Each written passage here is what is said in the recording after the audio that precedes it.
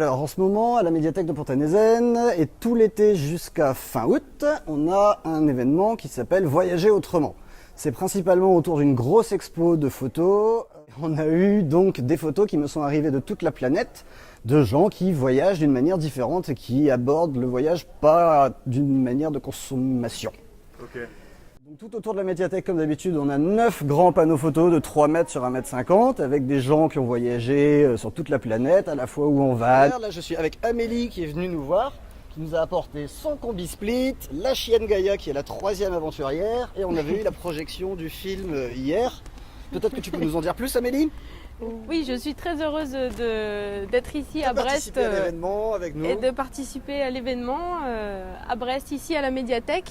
Et on vous a présenté la projection du film des Demoiselles aventurières, où on est parti en Norvège, au nord du cercle polaire, un peu plus précisément aux îles Lofoten, avec le combi qui est là. Et on a fait donc 10 000 km aller-retour. Pour faire de l'escalade. Dans l'optique de faire de l'escalade sur des grandes voies, des grandes falaises. Donc en aventure à trois jeunes filles. Et voilà, 3 jeunes filles, 3 demoiselles, Gaïa, moi-même et Betsy qui n'est pas là mais qui nous accompagne avec le cœur. Et les 3 demoiselles aventurières, c'est comme ça que c'est né, avec un petit clin d'œil sur avec ou sans talons, pour montrer qu'on peut être autant des demoiselles avec talons, mais on peut aussi être sans les talons et partir grimper. À la place des talons, on a plutôt mis des crampons, non ? C'est ça, plutôt des chaussons d'escalade, exactement. Exactement. Pourquoi les îles Lofoten ? Pourquoi les îles Lofoten ? Parce que là-bas, il fait jour 24 heures sur 24. Et ça, c'est simplement exceptionnel. Comme les nuits blanches à Saint-Pétersbourg ? C'est ça. Le soleil se couche jamais. Il descend au-dessus de l'horizon et il remonte. Moi, ce que tu disais hier soir qu'il y avait dans le film, je trouve incroyable, c'est qu'au lieu de partir grimper à midi et faire une après-midi, vous partiez à 20h et vous grimpiez jusqu'à 4h du matin ? C'est ça. On partait à 2h du matin et jusqu'au bout de la nuit, au bout du jour, on grimpait avec le soleil de minuit qui circule, c'est juste incroyable. Il n'y a pas de nuit, pas de jour. Et t'as une prochaine aventure là que tu prépares ? Oui, une prochaine aventure qui sera certainement en septembre 2019 où on va essayer de partir au territoire du Nord-Ouest. On va descendre la rivière qui s'appelle la Nahanni qui fait 550 km. Donc ça va être un mix entre le kayak et l'escalade. À la suite de la rivière, on va essayer d'enchaîner une voie d'escalade qui fait 800 mètres. Voilà, et ça n'a jamais été fait en intégrale féminine. Et ça, c'est le prochain périple. Comment vous financez vos projets ? Sans argent comme Alors, sans argent, nous, on ne fait pas du stop parce qu'on a le combi, mais effectivement, il faut financer l'essence qu'on met dans le combi. Après, on a essayé de chercher des sponsors. Financiers, on n'en a pas trouvé. Les démarches étaient là, mais c'était assez rapide. Après, on a trouvé des sponsors qui nous ont donné des réductions pour des vêtements, les besoins, les produits mécaniques, tout ce qui est la mécanique du van. Ça a pris 40 heures de préparation que le garage nous a donné gracieusement. Et après, il y a quelques pièces mécaniques qu'il a fallu acheter quand même pour le périple. Et on a eu des sponsors type magasins d'alimentation bio qui nous ont donné de la nourriture pour partir. Donc tout ça a fait qu'on est parti sur nos propres fonds quand même avec quelques aides. Et après, il faut se donner les moyens. Et si on veut réaliser ses rêves, il faut oser, il faut y aller, quoi. Donc hier, il y avait un film, une projection de votre aventure, c'est ça ? C'est ça, un petit film de 32 minutes avec... On peut retrouver le teaser sur YouTube. Exactement, sur la page des Demoiselles aventurières sur Facebook ou sur YouTube. Sur Facebook, il y a un site internet. Un site internet, sur le site c'est climbersforever.com. Et dessus, vous pourrez voir aussi notre livre. On a un petit livre photo, voilà, vous pouvez commander en ligne. Vous pouvez aussi voir l'exposition photo jusqu'au 20... Jusqu'à fin août. Jusqu'à fin août, voilà, exactement, qui sera à la médiathèque de Brest. Et Stéphane fera un plaisir de... Ravi de vous accueillir. accueillir. En autostop, sans argent, certains dorment chez l'habitant. Nous sommes avec Anouk et Pierre-Élie de Voyager Nous, qui sont là aussi dans le cadre de l'événement Voyager Autrement. Et tous les deux, vous êtes partis en octobre de cette année. Ouais. Donc à la différence des autres, c'est un voyage contemporain, ils sont encore dedans. Et leur aventure à eux, c'est de voyager à la fois sans utiliser d'argent, dormir chez l'habitant, vous n'avez pas de destination. Non. Voilà, racontez-nous alors. Alors nous, on est parti pour faire du stop au départ et on s'est dit on va découvrir la France en stop et ce qu'on aime là-dedans, c'est rencontrer les gens. Et ce qui nous manquait avant le voyage, c'était d'avoir du temps pour accepter les détours et les invitations. Et du coup, avec 10 mois devant nous, on s'est dit on va voir ce qui se passe quand on lève le pouce au bord de la route. Et donc depuis 10 mois, on rencontre des gens, on découvre la France. On a fait 20 000 km et on dort chez l'habitant tous les soirs. Donc on tombe dans des univers super différents. Woofing? Non, rien d'organisé. Ok. Et il y a des endroits stratégiques pour le stop, style de station de péage. Bah nous, Il y a des sites aussi qui récapitulent ces endroits-là d'ailleurs. pareil, on n'utilise pas internet pour ce genre de choses. Enfin, on fait tout dans le spontané, dans ce qui se passe au moment présent, de là où on est. Et on va très peu dans les autoroutes parce qu'on a le temps. Donc on préfère prendre les départementales, les petites routes où il n'y a pas grand monde, mais justement on découvre plus le pays, les paysages, les gens qui y vivent. Et puis les gens, ils ont le temps, et du coup dès qu'ils ont le temps et qu'ils comprennent qu'on a le temps, et ben ils nous font des petits détours, ils nous montrent tous les petits coins secrets, c'est super. Et donc nous, on adore les ronds-points notamment pour faire du stop. Ah ouais, c'est sûr que la vitesse est moindre. Ouais, voilà. Pour vous prendre Exactement. un peu du stop avant. Qu'est-ce qui vous a marqué là? Je vois dans la Forge, par exemple, c'était où ça? Ça c'était en Auvergne. En Auvergne. Tu veux que je le fasse Oui. C'était à Saint-Sauveur, mais. En Bourgogne. Voilà. C'était en Bourgogne, on marchait dans un petit village et on avait nos gros sacs à dos, on savait pas trop vers où aller. Et puis là, on entend hey, les voyageurs, vous voulez un café?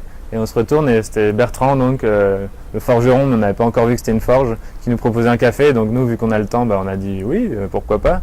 Et puis voilà, on a commencé à discuter, puis il nous a montré sa forge, il l'a rallumé pour nous apprendre à forger. Et puis après, on a dormi chez lui le soir. Et l'autre jour, d'ailleurs, quand on est repassé dans la Bourgogne, on est passé sur la même route et on allait lui dire bonjour.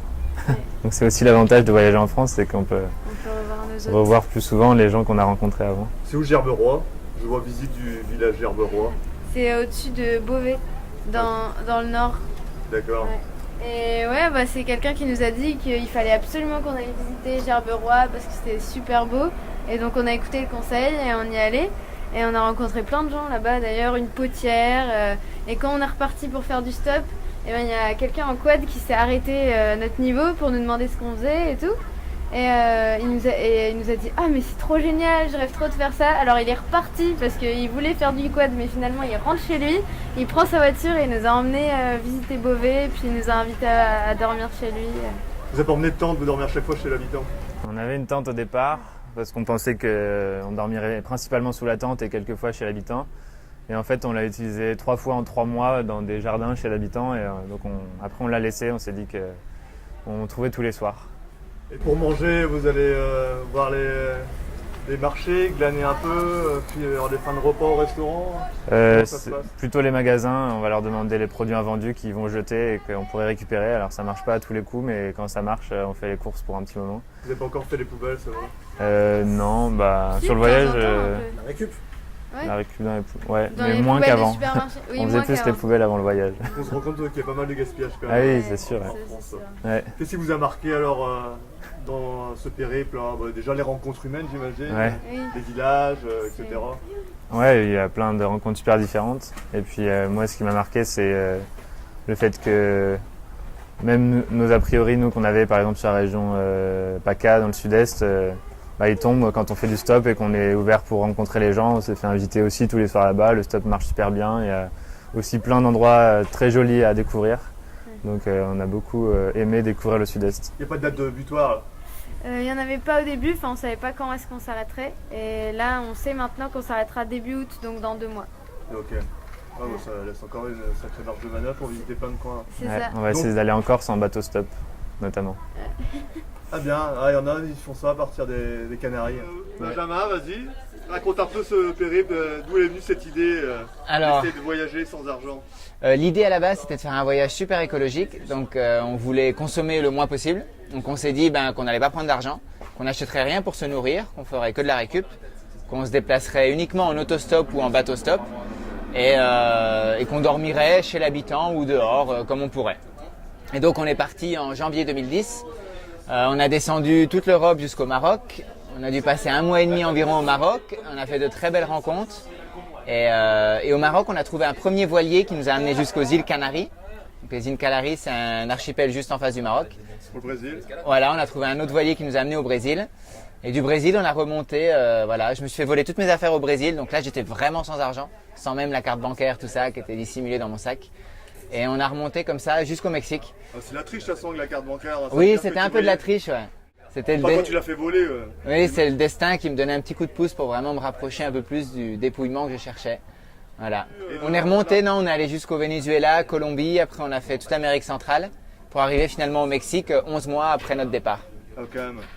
Voilà. Vous avez dépensé combien en tout 70 € pour refaire mon passeport quand même, pour continuer à voyager, et 20 € pour les visas. Qu'est-ce qui vous a marqué le plus Quel pays Quelle rencontre Alors, il y a eu le Maroc, juste pour la générosité des gens. Il y a eu Moussa, par exemple, qui nous a invités chez lui pendant 3 jours.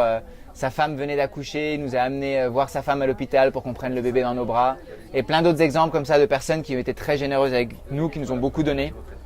Et autrement, autre pays, le Mexique Oui, bah, le Mexique, moi j'en suis tombé amoureux, quoi, autant du pays que d'une femme que j'ai rencontrée là-bas. Et du coup, c'est pour ça que maintenant j'ai une fille franco-mexicaine. Oui, le Mexique, ouais, toute l'Amérique latine. Espagnol là-bas alors. Oui, voilà, ouais. Et c'est vrai que toute l'Amérique latine, il y a un peu ce contraste avec beaucoup d'inégalités, beaucoup de richesse, beaucoup de pauvreté. C'est assez difficile, mais il reste toujours, oui, beaucoup de générosité aussi. Les gens sont très humbles, très simples, c'est facile de nouer le contact. Donc j'ai beaucoup appris au Mexique, apprendre à prendre le temps, apprendre à recevoir, apprendre à voir les choses un peu différemment, à sortir un peu de mon regard européen sur le monde. Ça a été très important pour moi. Bizarrement, des fois, c'est plus dur de recevoir que de donner. Oui, complètement. On a l'impression que c'est l'inverse. Et puis ici, donc, tu as été invité avec Steven. Oui, voilà, ouais. Donc, tu es venu présenter... parler, faire une petite conférence sur le voyage, oui, voilà. Tu as écrit un bouquin, non Et oui, on a écrit un bouquin, ouais, il y a quelques années, qui retrace un peu les grandes lignes du voyage, ouais. Vous avez fait un film aussi? Non, on voulait, mais on nous a tout volé, donc du coup, on a tout perdu. Mais c'était le but. Et là, en projet, là maintenant, sur une éco-ferme ou ouais, on a un éco-village, ouais, on l'a monté il y a 2 ans. Et donc le principe, ouais, c'est un écolieu complètement gratuit. C'est où? C'est en Saône-et-Loire, voilà, pas très loin de la ville de Moulins, et au bord de la Loire. Et donc du coup, voilà, ça fait 2 ans qu'on est là, on reçoit pas mal de gens, on fait de la permaculture, on essaye de construire pas mal de choses en argile, en palette. On expérimente pour essayer de vivre d'une manière un peu plus écologique. Qu'est-ce que vous faites autrement avec les habitants? C'est eux qui viennent vous voir ou c'est vous? On est beaucoup sur Internet, donc il y a beaucoup de gens plutôt de Paris, de Lyon, des grandes villes qui viennent nous voir. Et ils restent une semaine chez nous.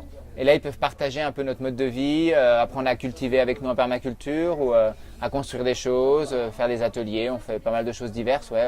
Vous vendez pas, vous échangez pas? Ah non, par contre, on vend pas du tout, ouais. On échange, les personnes qui viennent, ils peuvent apporter un peu de nourriture. On met tout en partage. Mais c'est toujours 100% gratuit, oui. Vous êtes autosuffisant avec la nourriture, non? En chemin. Ouais. Ah, ça va prendre du temps, ça.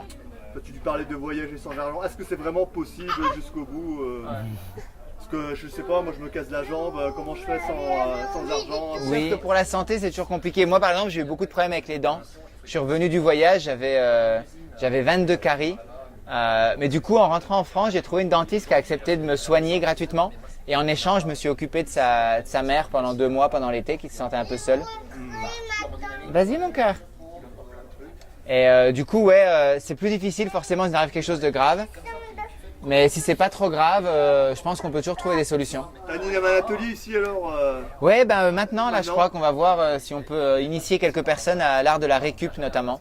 Okay. Voir s'ils arrivent à demander. Merci à toi, on va te suivre alors. Ok, ça roule. Ciao. Merci, salut.